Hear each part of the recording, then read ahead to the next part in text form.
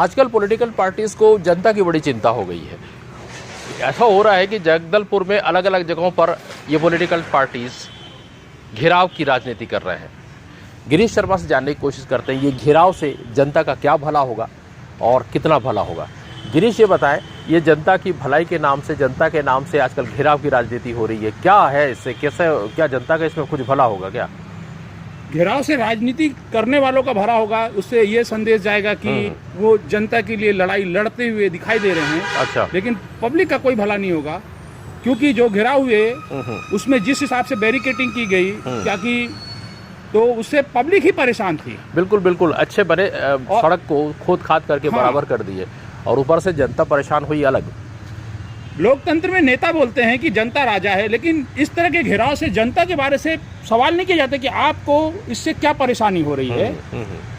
क्योंकि राजनीतिक दल के नेताओं को इस बात का ख्याल रखना चाहिए कि हमारे किसी भी आंदोलन से जनता को परेशानी नहीं होनी चाहिए। बिल्कुल बिल्कुल। लेकिन जनता के नाम पे ही जनता को परेशान कर रहे हैं। ये एक नई परंपरा, क्या बोले जाए, ये हमेशा परंपरा रही है कि जब आप ही लोगों को सरकार बनाना है, आप ही लोगों को गाइडलाइन भी बनानी है, तो आप लोग इस तय क्यों नहीं कर लेते कि गाइडलाइन में हमको विरोध इस तरीके से करना है कि जनता को इसमें परेशानी ना हो। क्योंकि घेराव के कोई भी घेराव कार्यक्रम से जनता को भारी परेशानी होती है, क्योंकि पुलिस सुरक्षा व्यवस्था में व्यस्त हो जाती है, अच्छी तगड़ी बैरिकेटिंग की जाती है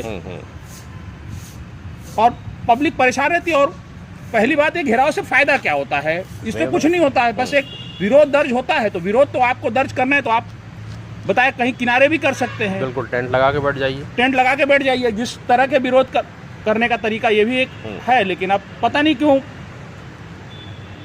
लोग एक नई जनता को परेशानी में डाल करके विरोध करने की एक प्रक्रिया तेज हो गई, क्योंकि लोगों को लगता है कि शांतिपूर्ण तरीके से हमारी आवाज़ नहीं सुनी जाती है, इसलिए थोड़ा उसका एक वृहद रूप, या जनता परेशान होगी तो हमारी आवाज़ सुनी जाएगी। सत्ता पक्ष और विपक्ष दोनों, कभी भाजपा यही काम करती है, कभी कांग्रेस ये काम करती है, दोनों ही ये काम करते रहते हैं। करेक्ट। वो भी जनता के नाम पर, जबकि वही बोलते हैं कि जनता लोकतंत्र में राजा है और जनता से इस आंदोलन का कोई लेना देना नहीं रहता है। Correct correct. अच्छा, इसमें एक चीज़ और समझ में ये आता है कि जब ये घेराव करते हैं तो शायद ये जनता को पूर्व सूचना नहीं देते हैं। हाँ, कुछ इसको पहले से जनता को भी सूचना नहीं मिल पाती है। वो ट्रैफिक व्यवस्था को लेकर के भी पहले से गाइडलाइन तय होनी चाहिए कि हम ये रास्ता जाम करने वाले हैं, तो आप ये रास्ते से दूर से ही रोक लेना चाहिए कि आप ये रास्ते पे सफ़र नहीं करेंगे। वैसा भी नहीं होता है, उसको भी रोका नहीं जाता है। वो पब्लिक वहाँ तक पहुँच जाती है, तब पता लगता है कि आगे जाम है, तो उसमें और परेशानी होती है। तो या तो फिर ऐसे जाम में धरने के लिए पहले से भी गाइडलाइन होनी चाहिए कि पूरी व्यवस्था हो कि पब्लिक परेशान ना हो। लेकिन ऐसा कुछ होता नहीं है, सिर्फ मौके पे पब्लिक वो परेशानी के लिए छोड़ दिया जाता है कि जब वो वहाँ पहुँचती है तब पता लगता है रास्ता आगे नहीं है, आप इधर से जाइए, उधर से जाइए, बता दिया जाता है। मतलब सब अपनी जिम्मेदारी से मुक्त हो जाते हैं, पब्लिक ही उसमें परेशान होती है। ये तो सच बात है कि जो इस तरह के घेराव से जनता परेशान होती है और कोई नहीं मिलता, कुछ नहीं है, हासिल कुछ नहीं होता है।